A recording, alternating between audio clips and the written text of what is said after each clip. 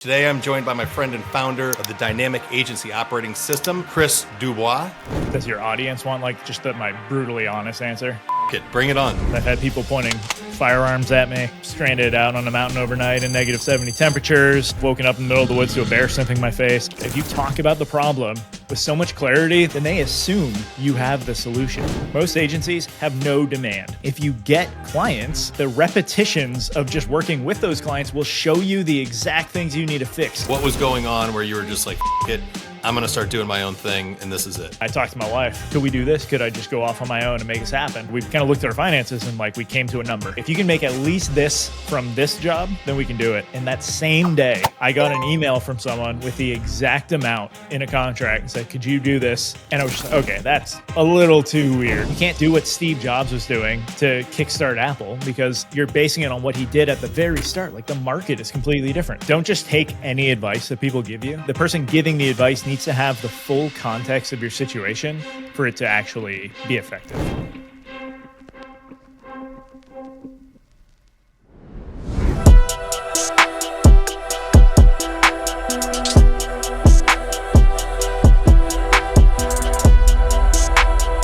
Life's a Pitch is a podcast where we talk about all the shit that actually happens when you're building a business, leading people, and just trying to live your damn life all at the same time.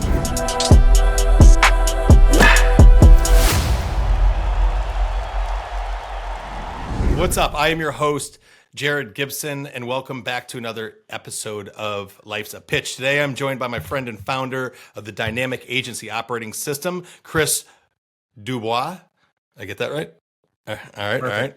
Chris is the guy you come to as an agency owner if all you're doing is growing your business through referrals. He's the one that's going to help you really break that habit. He shows founders how to stop duct taping their business together and build something that can actually run without them. Chris mixes sharp strategy with clean operational structure so agencies can grow predictably, intentionally, and without waiting for someone's cousin's roommate to send them a warm intro. There it is. That's a ChatGPT scramble up. I take whatever people send me and I say add some personality to it. I think I got that pretty good, but whatever. Yeah, my personality wasn't enough. I get it. All right, you know what else too? I like to add a little line separate from this. You have an insane ability to read a lot of books. That's something I think from the first time that I met you, you were telling me all these books that you were reading and that you've read. And I was like, oh, that must be over a lifetime. And you're like, yeah, that was the last 4 months. I'm like, Jesus, dude, that's a lot. What are you reading right now? And how many books are you reading right now? So I usually have an audiobook, a book on the Kindle, a physical book, usually a fiction, and then a nonfiction physical book. Okay. What am I reading? So I just started Jack Porter Smith's book about running events and stuff, how he ran events to help his agency. Yep. So I'm reading that nonfiction. I'm working through the Witcher series for fiction because they just came out with a new season of that show. So I figured I'd read the books finally. What else? Yeah, I mean, I'm all over just the going place through with those. How many books are we in this year right now? Right now, I'm probably 75-ish. 75 books you've read, listened to this year. Yeah. Yep. Jesus. I mean, if you add it up, I think everybody that I know, you're not getting 75 books in. What do you cut out of your life in order to be able to do that? No actually, TV? Funny you should ask. Last year, I was at annual training with the Army Reserve. We were in a hotel for this, and I had one of my buddies we were sharing a hotel room. He's on his bed, I'm on mine. That's an important part of the story. We're not sharing the Yes, bed. That's fine. Head to toe. But we're both scrolling Instagram, sending each other funny reels that we were coming up on. And I just had this moment of realization, what am I doing with my life? I'm not using this for anything productive. And so I just got rid of all social media. And since then, I've picked my reading habit back up, where last year I probably read, 40 or 50 books. But this year it's just turned on. My wife and I went on vacation for a week. I think I read 5 books that week. Where'd you go? It was a cruise. Oh, so just chill out on the cruise, nice. Read. It's awesome. Yeah. What was your goal going into the year? 25 fiction, 25 nonfiction. And man. I hit those numbers, I think, Q2. What's the biggest book you've ever read? Thickest? The girthiest? The girthiest is probably, man, I got to look at some of the bookshelves here. I don't know. I mean, Stephen King novels are very Yeah. girthy. What's that dude's name? The management dude, Peter Drucker. His books, and those are like textbooks, like they're dry. Yeah. But good for learning some operation stuff. So yeah, it's great. The last one, and we'll move on from books. What's the best book you read this year, and why? Best book, man, been all over the place. I think the best business book it's probably The Experience Economy. And I might have actually read that last year. Now I can't remember because there's so many books, but that one's awesome. Strongly recommend everybody read that. It completely shifted how I was thinking about just engagements, client engagements, like everything. It's people want experiences. And so when you can create those for people, it's just better. And so like even my podcast booking page, when I bring in a guest, rather than just sending them a link to grab some time, it's like now they go to a landing page that's only for people I send there. But they go to a landing page. It has a video with me walking them through, hey, this is what we're going to do on the podcast. Here's everything. Here's why you should be excited. It's got some trailers, and then it has like a calendar embed so they can find time. And the number of people who have just reached out and been like, I've never had a podcast like intro like this. Like I was excited to be on your show. Yeah. So it completely changed that. I'm stealing that because this experience was not the same. Yeah. But it's good. I still appreciate everything we're doing here. Fiction wise, it's all over the place. I reread Fairy Tale by Stephen King, which is just an awesome fiction book. And I would say, I think it's called Ed McNeil's Last Ride. I think it's about a cop in Atlanta who finds out he has a glioblastoma. So like he's going to die. He knows he has cancer, but his insurance isn't going to take care of his kid. And so he basically tries to get himself killed on the job and just continuously does that. But he keeps failing at dying and ends up becoming this hero. And so every time he just keeps going into danger without, thinking about it and keeps coming out unscathed and stuff. So it's a very humorous book, but yeah, sounds good. I like that. There you go. It's a good, that's a good plot. I wish I would say, yeah, you know what? I'm going to read that. I would rather wait for the movie to come out. This is the difference. This is my problem. Well, I only read like business books. Like those are typically the ones I read. Like you brought up like The Experience Economy. One of my favorite books is The Power of Moments. It's probably a little similar, like talking about like how important these moments are. Chip and Dan. Chip and Dan. So we had talked about, you brought up briefly being in the Army. So you are an Army officer right now. We had talked a few weeks back, and one of the strategies that you brought up that was really, it could be used within the Army, and it can also be used within business, was the green pen, red pen, blue pen strategy. Like, why don't you hit on that a little bit and explain what that is for the 2 or 3 people that are listening to this podcast? Yeah, let's get them all. So, so I did 7 years active duty. Now I've been in the reserve for 8 years. And so one of the things I like doing is looking for all those things the Army does right and pulling those into the business world. And as part of our captain's career course, so that's infantry officer. And so when we're looking to start taking command of a company, you have to go through all these courses and things like that. But so we do what's called intelligence preparation of the battlefield. And it's a pretty lengthy portion of the course where it's like, hey, we know we're going to get into a fight here. Let's actually do the work to like think through how we go into this. We build our plan based off that. It's like a very thorough, well drawn out process. But if you go to the simplest elements of it, that's where I came. Like we got the green pen, red pen, blue pen. Where the green pen, anytime in the Army we're using a map, the green pen or any color green is symbolizing terrain and different like environmental aspects. And so these are things that like we and the enemy have to deal with.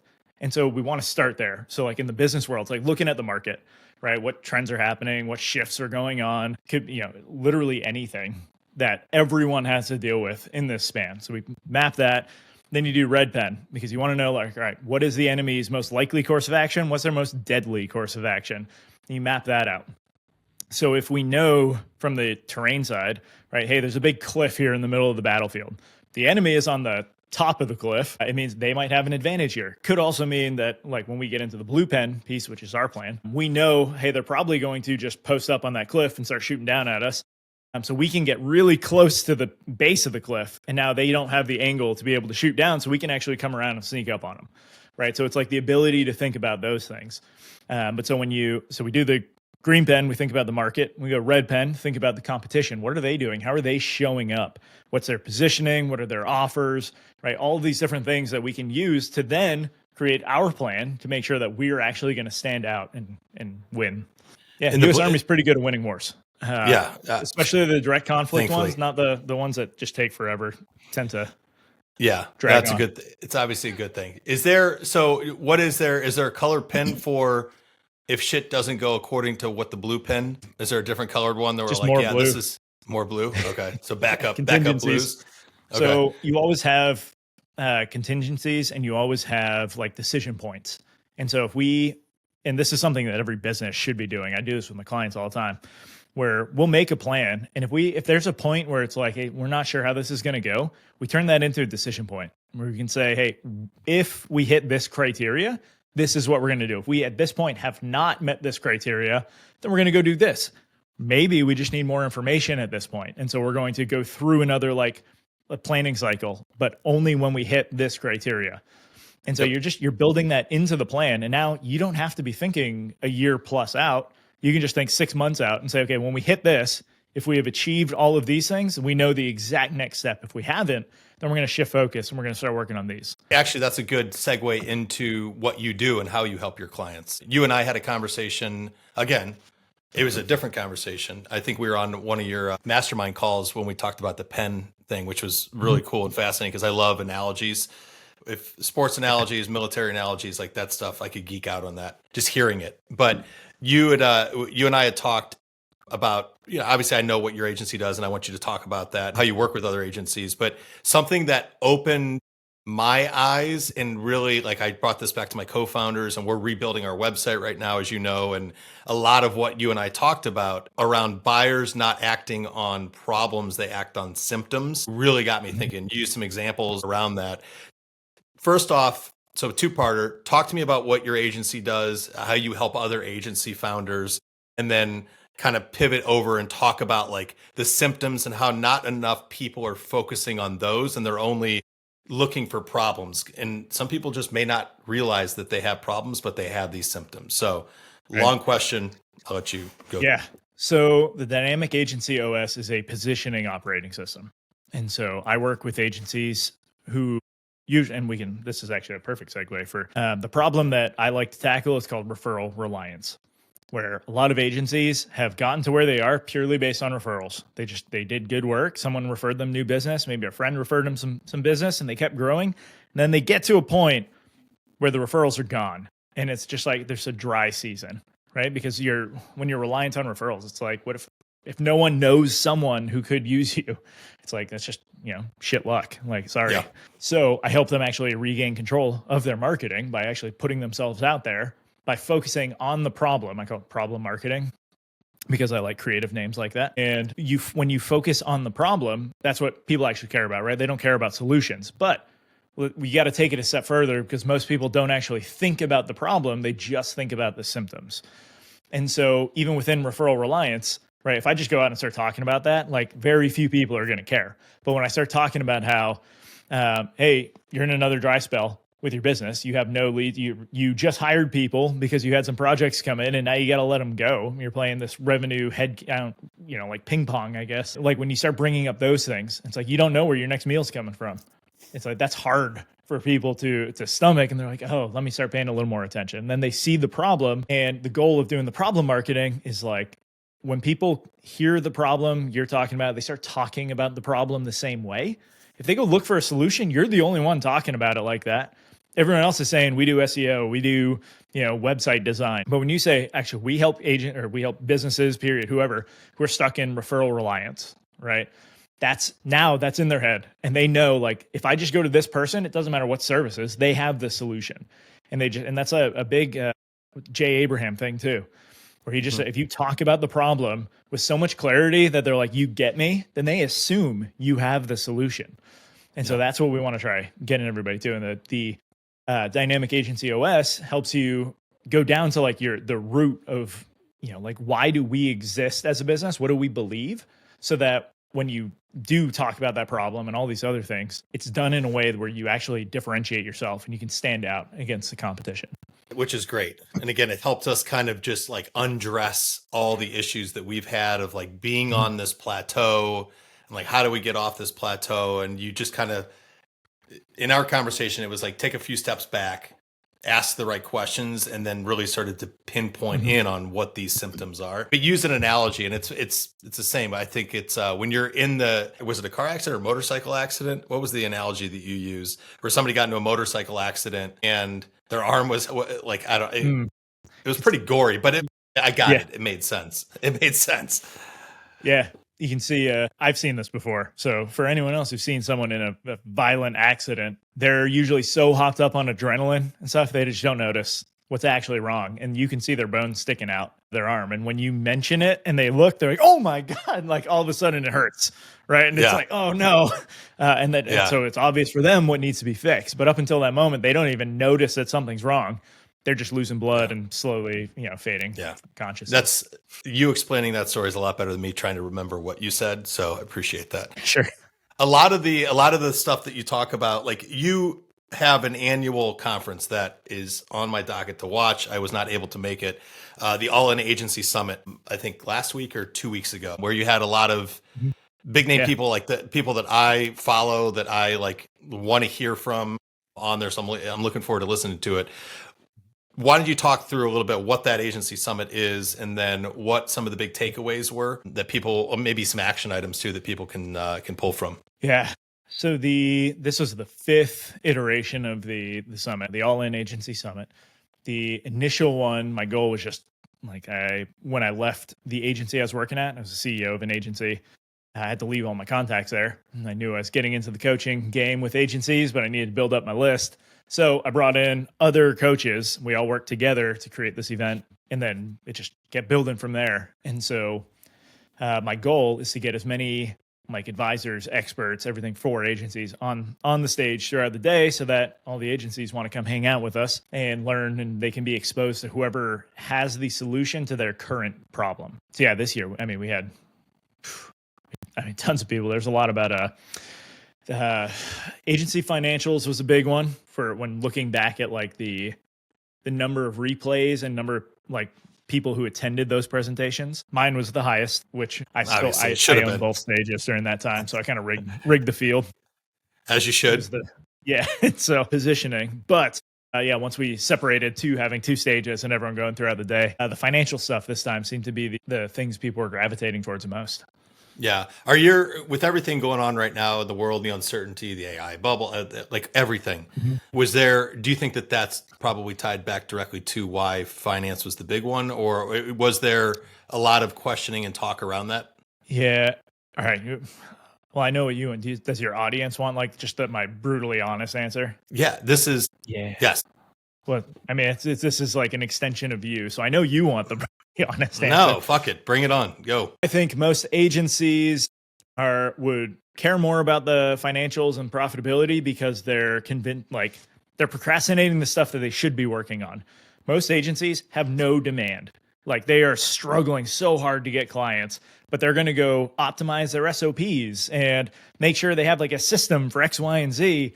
And it's like, yeah, but who are you going to use that on? Because you have 3 clients right now. You're like, oh, I should spend my time here. No, you're just, you don't want to do the hard work of putting yourself out there in the market so that you have clients. Because here's the thing. If you get clients, the repetitions of just working with those clients will show you the exact things you need to fix in those SOPs. Yep. And so just by doing the work to like get more clients, you inevitably become better at actually delivering the work. You start recognizing patterns faster, your team learns faster. You as the owner of the agency are able to step out of sales because your team has more reps to learn what you're doing. Like it's just everything gets better when you focus on demand and get really good at having like building your own pipeline. But I think too many agencies convince themselves that they're taking action and they're doing the right thing, when in reality, they're just pushing off the hard work they need to be doing. Yeah. And how much of that do you think is tied back to a lot of founders and entrepreneurs, not just necessarily in the agency world, in any business, any industry, aren't salespeople? They don't have a sales background. So it's tough for them to understand what they need to focus their time and effort on. Yeah, it's probably part of it. A lot of especially the agency founders I talk to, they either have a strong marketing background or a strong sales background. And you can see they always gravitate towards those types of skills when they come up. I think the biggest challenge, it's that, so like businesses, period, you're always looking for the constraint, right? Where is my business currently blocked? If I fix that, I become unblocked. In the agency space specifically, well, actually, okay. So again, for anyone, you're either supply or demand constrained, like period. With that, there's all these different branches you can go, but it's either one side or the other. The supply side of that in the agency space is actually really easy to unconstrain, where we're doing knowledge work. So like I can just hire someone else. They can do it. I can change my offer so that it's like different. I can extend deadlines, right? There's so many different things I can do to increase our inventory that makes it like just easier to maintain. The demand side of this is way harder because we have like we need the market to actually respond, and we need to get the feedback and work with them. And so, I think even the marketers within that will focus, like the agency founders who have like a marketing background will focus more on how do I get those results for my clients rather than how do I get those results for me to, get more clients. Yep. Yeah, no, for sure. I couldn't imagine. I have two other co-founders, as you know, and we all have our own specialties. And I couldn't imagine being a single entrepreneur running a business or trying to grow a business and having to do multiple things and try to pick and choose what lane to be in. Like I know what lane I'm in, my co-founders know what lane they're in, and then we all specialize in different things, which is, that's a good thing. That's good because I've worked with agencies with multiple co-founders, 3 co-founders, and it was chaos. Like no one knew what they were doing. Yeah. And so when everyone assumes the others are picking up for something and then nobody. Hey, listen, it feels like that sometimes, but I feel like we've got a good line of communication. We learned that if there's cracks in the foundation or something that we need to address it ASAP as opposed to let those destroy. Well, what about you though? What's the biggest challenge you're dealing with right now with your agency?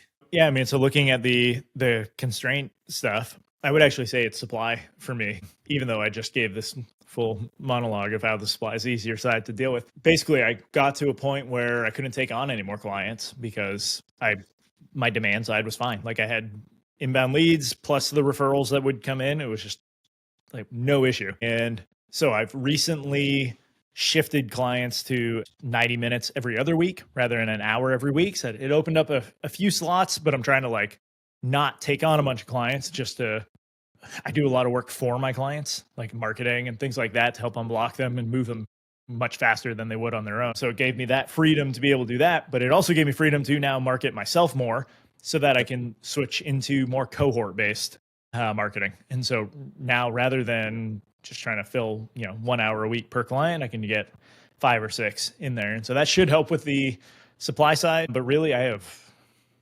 it's fun, right? To just I'm a solopreneur. So that's probably the hardest thing for me is like, I am doing it all myself and I have no one to like bounce these ideas off, but I just get hyper focused on whatever that current constraint is. And I figure out how to solve it. And then, all right, let's find the next constraint and just keep going that way. And so awesome.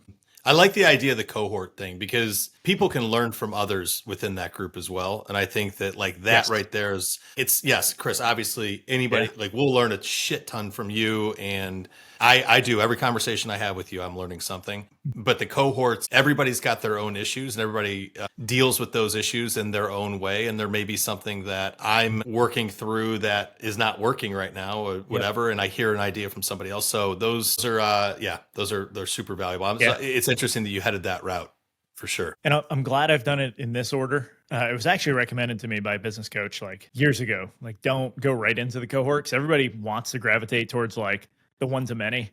But they basically said like get results for people one-on-one first, make sure you have a system, you know what you're doing, then start doing it for more people. And I did launch a cohort earlier this year. And yeah, exactly what you were saying. It's like, we'll spend the first 15 minutes of our meeting, just like, all right, how's the past week been? What's been going on? And one person will bring up a challenge and someone else like, I just went through that. And then they bring it up. And even I'm here, like hearing it, like that's a genius idea. Like, yeah. But they just wouldn't come up if you were doing one-on-one coaching. Yeah. What is your, and then we'll get into, I do have a follow-up question. Really quickly, give me the story. I remember you talking about this the first time I met you and I'm always fascinated by an entrepreneur story. Why did you start a business? Like what was going on where you were just like, fuck it, I'm going to start doing my own thing and this is it. Yeah. So when I left active duty, I started working at an agency just as a marketer. And after 9 months, I became their head of operations. After a couple of years, I became CEO. Did that for a bit. And then, I mean, public version I'll share. It's just I was ready to do something else. And so I, slowly kind of weaned myself off the agency, which was good because I just reduced my hours, I stepped down as CEO, reduced my hours, kept helping them. So I had a paycheck coming in while starting to build my business. And just went all in.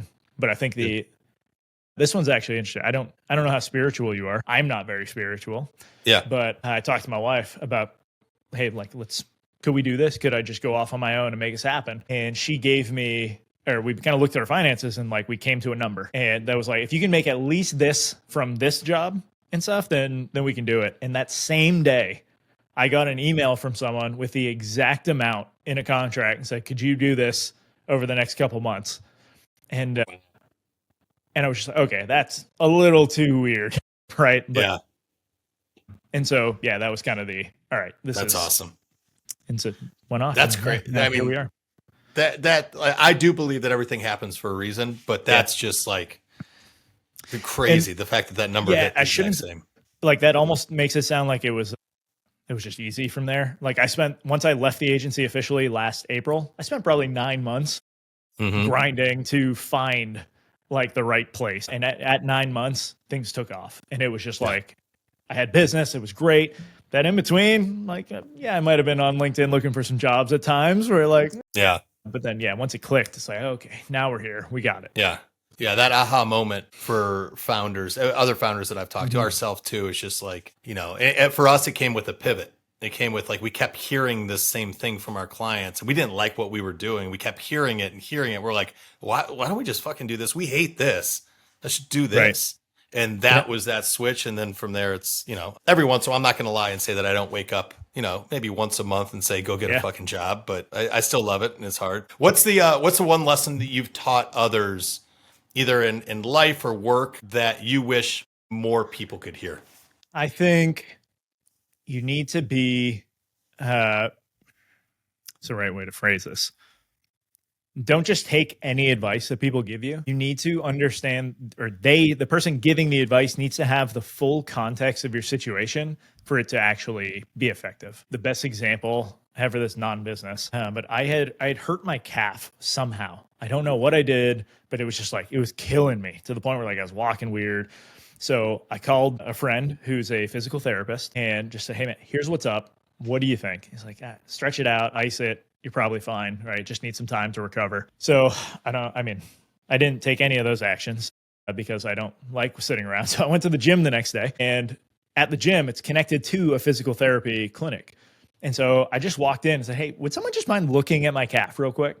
And the guy came over, he stuck his thumbs in there and was like, oh yeah, this is a torn muscle. So had I taken the initial advice of stretching and doing everything, I could have actually made it worse. And he wasn't wrong in his advice. He was using the information I gave him over the phone and said, this is probably what it is. This is what you should do. The guy who was actually there had the full context and was digging his thumbs in there. Yeah. He knew. And so he was able to get me an actual treatment plan and it got better. But I think too many times in business, we hear like some guru online says, oh, you should do this. Or like some friend says you should do this, but they're basing everything off their experience, like the situation they were in. It's like you can't do what Steve Jobs was doing to kickstart Apple, because even if you're basing it on what he did at the very start, like the market is completely different, right? The context has shifted entirely. Yeah. And so like, it's just you have to take everything and run it through this lens of like, does this person understand where I'm at, like what I'm actually dealing with, to give me decent advice? Yeah, I think that's, man, when you get that unlock, then it's like, then you can pick and choose, right? Like, okay, I like that piece of advice they gave me because I do think it could fit here, but I can't use the rest of that because they don't understand this. Yeah, and I also think that as a build on that, if we think about like, hey, I'm going to sell you this. Okay, I'm going to pitch this to you and you're the buyer. That's fine. It sounds good. Would you rather hear my pitch or would you rather go talk to somebody that's already worked with us that has been in your shoes, right? But that been in your shoes needs to come with questions as well. So it's like, hey, I want to talk to somebody that you worked with and truly understand if we are in the same boat versus like you're in a completely different stage at your company versus mine, rather than just saying, yeah, they were great to work with. You should work with them. That's kind of 100%. Like not the right, if you're going to say that, you need to ask some follow-up questions based on your experience and where you guys are. So that's good. Right. Great point. Yeah. Great point. I had a sales call yesterday where the guy definitely needs positioning work. But after talking to him and like asking all the questions, like, I'm like, hey man, this probably isn't the best thing for you right now. I think you need it, but I think you should probably go do some of these other things first. Yeah. And I made some introductions and stuff. And like, yeah, I could have taken his money, but it's like we wouldn't have got to the same place because the context mattered in that. And it's the same. If the number of times I've been told by other people, oh, you need to raise your rates. It's like my close rate for deals is like 90 something percent. Yeah. Conventional wisdom says raise your rates. It'll lower your win rate, but you're going to have more money overall. But that doesn't take into account like my positioning. Like I have made it a decision that I will price myself so that I'm accessible. Like I want to work with smaller agencies because I don't like that they have to like spend a ton of money to work with like the bigger coaches who could actually get them those results. I would rather get them quality coaching at this rate. And that would also assume like some of the times that they've told me this, I didn't have anyone in my pipeline. Like there were no deals waiting. And so even if I raise my rates, it's like, but I don't have twice as many leads. So if my win rate drops, like I just lose money. And so again, context, it matters. Yep. 100%. All right. We're going to flip it and have some fun here because the podcast is called Life's a Pitch. I like to call this section extra innings. It's basically rapid fire, but it goes along with it. So what I'm going to do is I'm going to give you a few questions. I think there's 6 or 7 here. You give me some rapid responses. As a host, I should be able to contain myself and not say something as a follow-up. That's not going to happen. So we may go down a rabbit hole or two. All right, first question. What's something that you love talking about that drives other people in your life crazy? Probably like kettlebell stuff a lot, like doing workouts. And so my family's probably annoyed with that at this point. Talking about getting swole. That's the thing. Yeah. I'm going to the gym. Hey, guess what I lifted today? No, seriously, I haven't put this up before. 60-pound Check out my kettlebell traps. swinging it. Look at these traps. That's all from kettlebells. All right. What is the last thing that genuinely scared you? There have been plenty of things in life. I don't know that I could pick the last thing. I've had hiking accidents where stranded out on a mountain overnight in negative 70 temperatures. I've woken up in the middle of the woods to a bear sniffing my face. I've had people pointing firearms at me. Jesus, dude. Nobody's going to be able to. I'm not going to interview anybody else that's going to have better. I need you as a recurring guest so we can just talk about those 3 things you just said. Yeah, keep hitting those. I think the most recent of those was probably I had a bad reaction to the COVID vaccine and got a massive blood clot. Oof. And the thing that scared me the most wasn't I had this realization of like, oh, you might actually, because we live out in the middle of the woods, like I might actually die. Pulmonary embolism right? I'm not getting to the hospital in time. Yeah. But it was more like my kids might have to go on without a dad. And like for some reason that just scared everything out of me. Yeah. And that's what I think about too. I'm with you on that. Like if I die, I die, but I don't want my kids to have to go through the pain of losing their dad. So I feel you on that. It's like when you actually think about it and you're like them graduating and like looking out in the audience and like you're not there. It's like, man, dude. Fuck, man, we're supposed to be crying on this podcast. Yeah. All right, we haven't had a cry yet. All right, this is the 5th one. Nobody's cried yet, as far as I know, at least. Right, they may have cried after they got off and said, "Why the hell did we do this?" But all right, next one. What's the one tool that you use at work that you cannot live without? At this point, it's probably ChatGPT. As a solopreneur, it's like I think a lot. I don't stop thinking about my business. It's an anxiety issue. My therapist is working with me on it, but the ability to execute all of my ideas and like when I know exactly what needs to happen for my client, but I don't have to sit there for 5 hours building something, and I can just, hey, this is what I need. Go get me an 80% solution. It's the only reason I can do what I'm doing now, I think, is because of that. Yeah, I would agree with you. I think most people are in it all day. Maybe not that, but some other ones. All right. So let's see which one. Okay, one person, living or dead. This is cliche one, but I'm always interested to hear what people say that you want to have a beer with. So I'm sober, so that's a thing. I would still probably, but if I had the chance, I'd probably still drink with Teddy Roosevelt. Oof, he's got stories, dude. Especially if I want to be like emasculated, where it's like that's the dude. Yes. After being a president, he still wanted to go to war. He's like, no, let me at him. I'm like, yeah, man. Dude, yeah, And your bear sniffing you story and 72 degrees below zero story, he just laugh at you. he would have laughed at me. He would have been like, "Why are you complaining right now?" Yeah. Yeah, that's a good but one. yeah. What's the documentary on Teddy Roosevelt that I need to watch? Dude, I forget what it is. Anyway, what were you gonna say? I Sorry. should probably watch a movie. Well, Theodore Rex is like this massive tome of a book that I'm still reading. I haven't had to put it down, but he, when he was told he couldn't go to World War I because he built up the Rough Riders for the conflict with Cuba and all that, but when he got told no, you can't take them, it was Wilson, right? Was the president. He wrote a book about like to complain about Wilson and talk about all the shit he thinks he sucks at because he was so upset. It's just like, all right, that's a Woodrow. And he was reading about a book a day, so he puts even my numbers to shame. I think dude didn't sleep.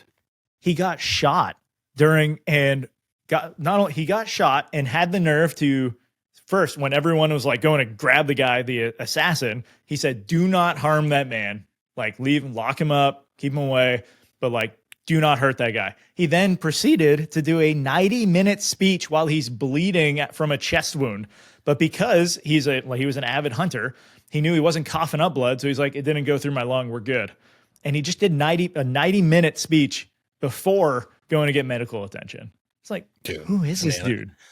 It's an animal. That's actually somebody that I would be happy running my country. Yeah. All right. Last question. First concert, last concert. Oh, yeah. So this one's interesting. My first concert was actually in college. It was I want you to say New Shinedown. Ooh, I know them. They're heavy in the metal. I was going to say. I wanted you to say, just for shits, because like you talked about bears sniffing you and all this stuff. I wanted you to say like New Kids on the Block is your first show ever. But Shinedown, I know they're they're kind of like the heavy, like a Pantera Disturbed type, right? A little bit. They've gotten a little lighter on some of that. Okay. But actually, the last concert was actually also Shinedown. No shit. Last year we saw them last year in Mansfield, Mass. But funny story. 2023, I'd never used Spotify, but so I decided I'm going to just use Spotify so that at the end of the year when they do that Unwrapped, I'm going to be in the top like 1% for Shinedown listeners. All right. And so I had this thing going all year. Like if I was at my computer and stuff, like that music was playing in the background, like all of their albums. And I ended the year with a 0.03% listener. Like I was essentially their top listener for the year. I posted about it on Instagram and they did nothing. Nothing? I'm like, what? You didn't get any free tickets or anything? No, nothing. They didn't even give me a shout out. They didn't tag me. So I'm a little hurt. Maybe they'll listen to this podcast. No, they send it to them. Probably not going to happen. Awesome. All right, Chris, how do people find you? So, Dynamic Agency OS, if you're an agency. Otherwise, find me on LinkedIn because that is, as you've heard, the only social media that I actually have right now. But yeah. Awesome. Hang out there. All right. Well, that's a wrap for this episode of Life's a Pitch. Big thanks to Chris for jumping on. I do want to dive in as a potential recurring guest. Those 3 stories, like there's probably an entire podcast around each story there. But if you liked it, share it, tell a friend, or just steal something smart he said. And he said a lot of really good shit. And just pretend it was yours. And remember, behind every strategy, title, or success story, there's chaos, self-doubt, and a whole lot of trial and error. See you next time.